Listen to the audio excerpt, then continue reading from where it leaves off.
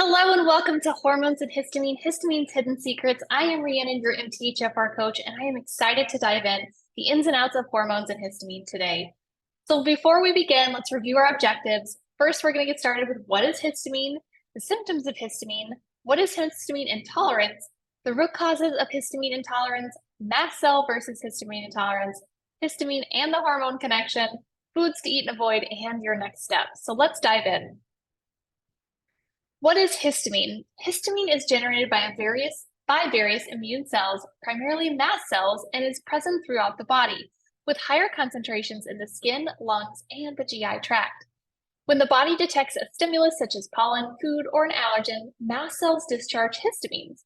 These histamines induce inflammation, leading to increased blood circulation in the affected area, resulting in typical allergic reactions like coughing, itchy eyes, runny nose, or in severe cases, anaphylaxis. Similar to estrogen, histamine maintains a delicate equilibrium within the body. Two specific enzymes, DAO, diamine oxidase, and histamine N-methyltransferase, break down histamine to prevent excessive accumulation. When histamine fails to break down properly, an excess amount accumulates, causing symptoms associated with histamine intolerance. Individuals with histamine intolerances experience worsened symptoms when consuming certain histamine-rich foods or substances that trigger histamine release, thereby increasing the overall histamine load. Remarkably, mast cells are present in the uterus as well. Research suggests that histamine may have implications in ovulation and pregnancy, highlighting the interconnectedness of hormones and the immune system for maintaining optimal health. Often we will see bladder frequency or urgency and asthma-related symptoms because lots of mast cells are around the bladder and lungs. So let's chat now symptoms of histamine. Symptoms of histamine and mast cell activation syndrome can include allergies, headaches, migraines, hives, eczema, asthma, digestive issues, and more. And what is histamine intolerance? It is an overload or an imbalance that comes from bacteria and histamine that we produce. So if you look at this graphic here, this is kind of showing you all the ways that our bucket fills up with histamine. So bacteria, food, exercise related, DAO, those two things we talked about, and histamine and methyltransferase, which is HNMT. And these things, I can actually look at the DAO and the HNMT in a genetic blueprint testing, which is what I offer through my practice. So I want to take a moment just to share with you a little bit about what this looks like in the body. As a former teacher, I get a little nerdy on this, so bear with me as a moment as we look at these mast cells, what they call degranulating or opening up and allowing these cells to release.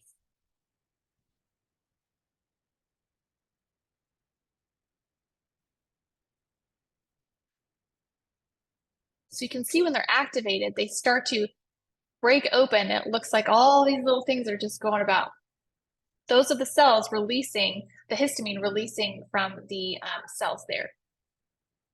So therefore, those cells are activated and they are going to be going out into the body.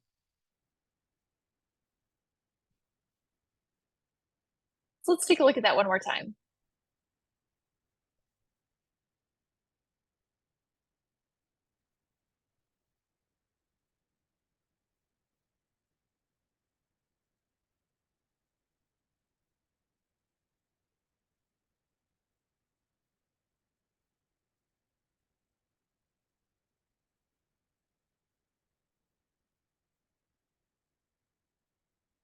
Pretty crazy to see it in action, right? So now you know what's going on inside your body when you have these reactions. So let's now chat about chronic and acute inflammation, because acute inflammation is something like when you fall and hurt your hand. So I was walking a while back, fell, scraped my hand up really bad. It got red and inflamed while it healed up. And that is what we call acute inflammation. It's one area, it's short-lived, it's temporary. Your body's responding to repair itself, okay? Chronic inflammation is when you have systemic long-term inflammation. It can cause weight gain. It can cause you to prevent weight loss. But inflammation is the body's natural immune response to protect and to heal itself. So the causes from this can be diabetes, cancer, neurological diseases, metabolic disorders, autoimmune disease, cardiovascular disease, and so on. So there's two different types, as mentioned, acute and chronic. So acute is the immune system's initial response to a harmful stimuli. So when you have histamine issues or mast cell, your body is inflamed because it thinks it's trying to attack something that it's an invader, right? So if you get sick, your body goes and attacks those things. It's the same type of response here, but it's systemic or long term when it becomes chronic. So prolonged inflammation, where inflammatory cells are present beyond time when actually needed and can cause damage to other cells. And the inflammatory switch gets turned on permanently, and then a new homeostasis is set. So it's like your new baseline because your body's just used to being inflamed. So some things to consider as we go through this here is drugs that release histamine and block DAO. So muscle relaxants, narcotics, and analgesics. All of these listed here are all things that can be causing histamine to be an issue, okay? So blocking DAO from processing things and doing what it needs to in the body. So antidepressants, if you're on any of those. This is just a small list. There are a few more. But it's important to note that if you have a known issue with histamine or allergies or things like that, take a look at this because it may actually be causing more of an issue with your histamine. So let's move on to the root causes of histamine intolerance. The root causes of histamine intolerance can include environmental factors, hormonal imbalances, genetic predisposition, and gut health. So in the environment, environmental factors such as pollution, mold is a huge one. We all encounter mold all the time. We may not be able to see it or smell it or taste it, but it is there. And it affects our ability to detox and for our body to function optimally. So that's a whole other conversation in itself, but keep in mind mold is a big issue. Pollen and certain foods can trigger histamine intolerances as well. Hormonal imbalances such as estrogen dominance can contribute to histamine intolerance. Genetic, you've heard me mention that before. In my practice, I work to support you by optimizing your genes through genetic nutrition. So if you're curious about what that looks like, we'll chat about that a little bit later. So in the genetic mutations such as MTHFR, which is what I specialize in, DAO, and HNMT, as mentioned, they can affect the histamine metabolism and contribute to histamine intolerance. The gut also is a huge factor in this because DAO is in the gut and that's where we break that stuff down. So poor gut health, such as leaky gut or dysbiosis, can affect histamine levels. And gut and histamine, the gut plays a crucial role in histamine metabolism, affecting those histamine levels. So now we've chatted about histamine intolerance. What's the difference between mast cell activation syndrome and histamine intolerance? So excessive histamine levels in the body, coupled with the inability to manage it, can result in the development of a histamine intolerance. This condition often arises from diet and high histamine, although additional factors such as stress, inadequate sleep, environmental toxins, medications, as mentioned, and other variables can contribute to accumulation of histamine in your system. When the body struggles to break down the surplus histamine, it leads to an accumulation and the onset of histamine intolerance. Histamine intolerance refers to the presence of excessive histamine in the body, whereas mast cell occurs when mast cells are persistently triggered. In individuals with mast cell, they're activated by various triggers such as mold, allergens, and other factors, resulting in the release of histamine and other chemical substances in the body. The heightened release of histamine due to mast cell activation can lead to an abundance of histamine through the body, giving rise to a wide range of symptoms that closely resemble those experienced in histamine intolerance. So, for example, I have a client that I've been working with, and for years she's had flushing, she's had asthma, she's been on Zyrtec for years and years and years. And, when she came in, I kind of had this, like, when she mentioned the flushing, she mentioned the asthma, I was like, I wonder if she's got this, but she was taking Zyrtec every day. So those medications are going to actually cause more histamine in the body because it's going to make them suppressed. I'll go into that a little bit later. But at any rate, we ended up getting her off of the Zyrtec and we've uncovered a few other things. And before her genetics test came back, I said, I think you've got mast cell. And she was like, oh my God, this makes so much sense as to my flushing and to all these things I've been dealing with for so long. And we got her genetic blueprint back, and sure enough, it said that she was more likely to be susceptible to having mast cell activation syndrome. So your genes don't lie. Your symptoms are there because your body's trying to tell you something. And so it's important to listen to those. And sometimes you just need to find somebody who's willing to get to the root of why those things are happening and what it means for your body. And so that's what we've been working on with her in just a few weeks. She's seen huge differences and is now not on the Zyrtec and having no more migraines. And she's just been a whole complete 180 since she started with us. So I'm really excited, and I know that it's possible because it works when you just uncover the root cause. So mast cell symptoms are very similar to histamine intolerance. They include rashes, hives, itching, heart palpitations, low blood pressure, headaches, chest pain, weight changes, digestive trouble, loss of appetite or low appetite, anxiety, fatigue, vision changes, weakness, and dizziness. So these triggers, again, are very similar to histamine intolerance because they are interconnected, but mold, allergens, including insect bites and certain foods, viruses and infections, medications, including antibiotics, ibuprofen, and opiate pain relievers, chemicals to other toxins, including conventional beauty, body, and cleaning products. So in my program, when I work with my clients, I really make sure that I hit these things. There's three big pillars, I guess, if you will. Number one is learning nutrition. Because let's face it, you and I know that nobody ever taught us how to eat, okay?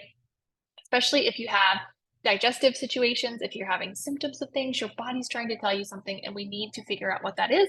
And that's where that genetic blueprint can come in, because we can figure out what your genes are telling us and how to optimize them accordingly. But when it comes to the toxins, so it's the nutrition, the toxin piece, most people don't think about that. We are surrounded by hundreds of toxins, thousands of toxins every day in the food, the water, the air, everywhere we're at all the time. There's always something we're breathing in that is a chemical for our body. And so being able to mitigate those as much as possible, switching from nonstick cookware, for example, to ceramic or cast iron or stainless steel, and switching your plastic containers that you store your food in and aluminum foil that you cook with to more sustainable products like beeswax, covers for saran wrap substitution or glass packaging. So those little swaps can make a huge difference to help reduce those endocrine disruptors, which are bad for us anyways. Body products. We go through a whole situation of detoxing your body, detoxing your home, and detoxing your food as well. So that's a big part, as well as the stress factor, which you've seen on here, and it's the stress-related triggers, including anxiety, pain, exercise, lack of sleep, and rapid temperature changes. All of these things I include in my program because every single part of your health is connected to those three pillars. Doesn't matter if you have any sort of, genetic gunk. Every person has those three pillars that they need to learn and to be educated on, so that way they can go and do good with their health instead of having to retroactively fix later on. So when you get those blueprints back, it's really cool because you can look at it and know exactly, for your entire life, these are the things that I need to be eating, these are the things I need to be doing to support my body and optimize my genes. So hormonal changes, including those related to your menstrual cycle, we'll dive into that a little bit. And then mast cell hyperplasia, which is a rare condition that may occur with certain chronic infections or cancers. So this is a really big diagram from my genetics lab that I partner with, and it kind of just shows you that HNMT on the right-hand side, the DAO blockers, some of the things that are connected to histamine inflammation. You're going to see here mood and behavior can be altered. Your hormone pathways are going to be changed. So estrogen, mucus secretion, endothelial permeability, smooth muscle contraction, vasodilation. That's all connected in the H1 receptor. So there's 4 different types of histamine receptors. I'm not going to go into all of that today because you guys aren't here for a science lesson. You're here to learn more about the basics of how this works. But the symptoms, again, to reiterate, headache, vertigo, hypotonia, all of these things, stomach ache and cramps, for example, nausea, all things that I was working with that client that I mentioned. She started off, she's like, I can't eat anything, I'm nauseous. So that's where we started. We're like, all right, let's get rid of the caffeine. Let's get you on water. Let's start small with 1 meal a day. Let's start building up to snacks. And it's just amazing the transformation she's had in such a short time. So histamine and hormone connection. Estrogen influences the levels of histamine in the body and interacts with immune cells through specific receptors. In addition to releasing histamine, mast cells possess estrogen receptors. When estrogen binds to these receptors, it stimulates the release of more histamine from mast cells in the uterus. Consequently, higher levels of estrogen, which is often known as estrogen dominance, lead to increased histamine release. While estrogen can trigger the release of histamine, histamine can, in turn, enhance estrogen production. So it's like a vicious cycle. Animal studies suggest that estrogen may also impede the production of DAO, the enzyme responsible for breaking down histamine, specifically in the gut. And when you get your genetic blueprint back, we can actually look at that and see how your DAO is in connection to all this stuff too.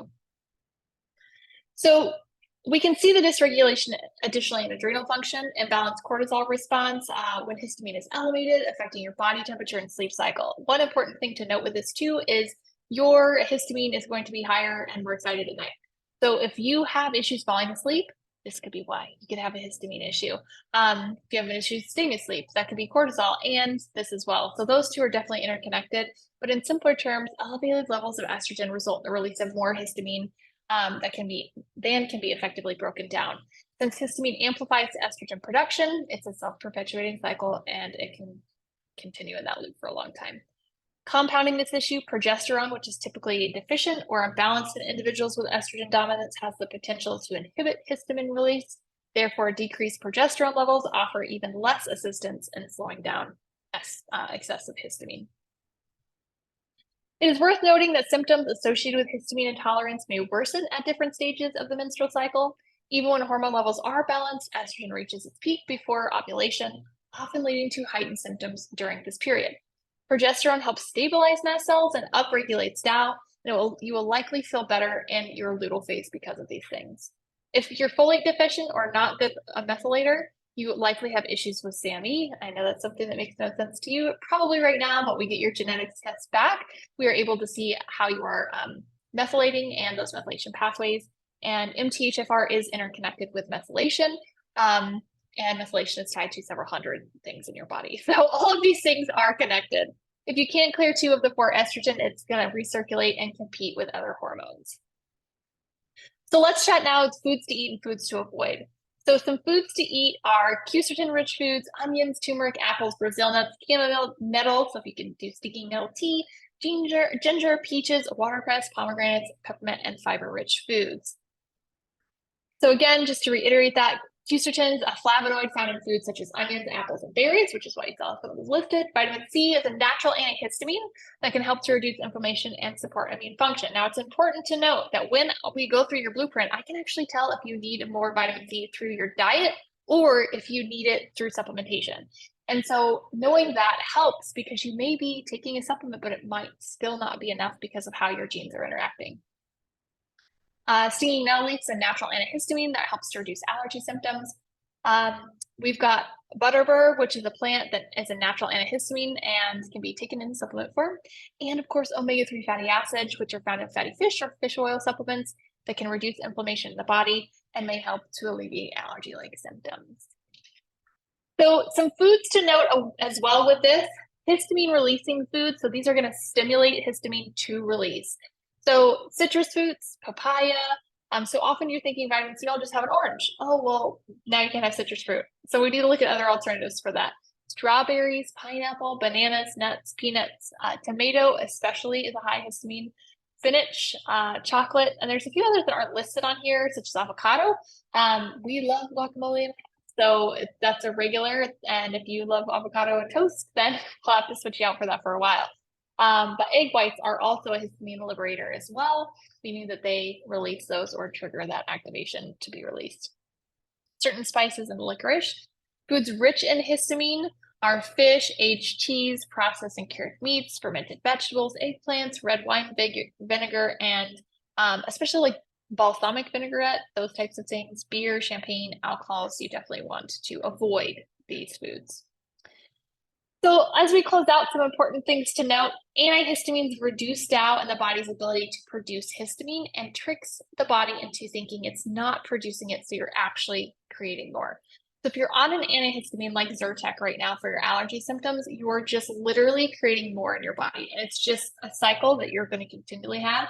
And if you have that estrogen dominance, it's just going to be like a giant monster of histamine. And you've got to work on these things together in order to regulate that so you don't have this constant histamine loop. Stress, again, as mentioned, is a huge factor in this. In my program, I discuss, I've got guest speakers that come in, talk about different ways to manage your stress, that be through breath work, that be through yoga, that be through Gosh, we've got so many different modalities that come in there. I've got one that does like polyvagal stuff. So it's through music. She helps you stimulate your vagus nerve to help you get out of fight or flight so you can get into rest and digest more. All of these things are a huge factor. And stress is the most common and overlooked part of healing because it's the part that people don't do to take the time to actually allow all the other things they're doing to set in. So if you look at your lifestyle, so your nutrition, and you look at this distressing portion of it and you look at the detoxing, you could be doing the nutrition and the detoxing portion, but if you are still highly stressed, those other two are not going to stick. So think of the lifestyle and nutrition piece and the detoxing piece. You're just like hammering that nail in, and then there's just a little bit left. And in order to solidify what you're doing and get that nail all the way hammered in, you've got to really work on the de-stressing portion. So I like to bring people in and experts in those areas that are also certified in trauma. And let's face it, all of us have some trauma that we need to work through in some way or another. So being able to have them come in and share their experiences in different modalities, because different modalities work for different people. But make sure you're working on your stress. And some people get aggravated too, like, oh, well, I just need to do yoga, a journal, and my life will be fine. It's the mindset too. Got to work on all of it together. Make sure you're low histamine with your food. This is not always forever, but it is for most people. It can be a long-term lifestyle. Focus on foods you can have versus those you can't. It can feel really restricting in the beginning, and we want to focus on things that you can eat. Like every single person that comes to me, and my big situation of why I got into doing what I do is because I didn't know what to eat. My daughter had MSPI, so when I was nursing her, she had milk soy protein intolerance, and I couldn't have milk or soy. And so I ate bread. That was all I was eating at the time. I was super skinny. I was unhealthy. I was exhausted. She was chronically ill. And it just was not a good situation for any of us. But, 11 years ago, it was more difficult to find substitutions for dairy and for gluten and for soy and those things compared to now. So knowing what to eat is a huge part of that. And I work with you in my program to be able to focus on finding foods that are going to be right for you. So it can feel a little restrictive in the beginning, but know that that's temporary and it's not always a permanent situation. Just focus on taking things one day at a time. So what to do from here? Your next steps is to book your free 15-minute insight session to explore your options to optimize your wellness. So if you're listening to all this today and you're like, Rhiannon, I don't know what you're talking about with this genetic thing. I'd love to learn more. I would be happy to hop on a 15-minute call, explain it to you a little bit more in depth and see if this is right for you. Because personally, I feel like every single person the day that they're born needs to have their genes done so that way they can prevent and maintain and optimize their wellness instead of doing what we're all doing at this point in our healthcare and working backwards to reverse and to fix. And we can work from a prevention piece as well. I have children that come to my practice and the parents are like, well, what if I find out something I don't want to know? And I'm like, well, then we know now that we can work towards prevention instead of, fixing long-term. So if that's you and you want to take a quick peek, then feel free to shoot me a message directly, whether that be via email or text. Or if you would like to just shoot me a message and you're already in our portal and you're in the wellness community, then I'd be happy to connect with you there too. The next thing is if you're not in our wellness community, I just launched this community last week. So just got a couple people in there. There's a ton of free resources, including MTHFR 101 to explain the trifecta, what I call, of the 3 things that impact MTHFR the most. In addition to that, there's information on gut health and a whole bunch of other stuff, and this will also be living in there as well. So thank you so much for coming today. I hope this answered some of your questions. If you do come with more questions, then feel free to shoot me a message and get in touch. Have a great rest of your day. See you soon.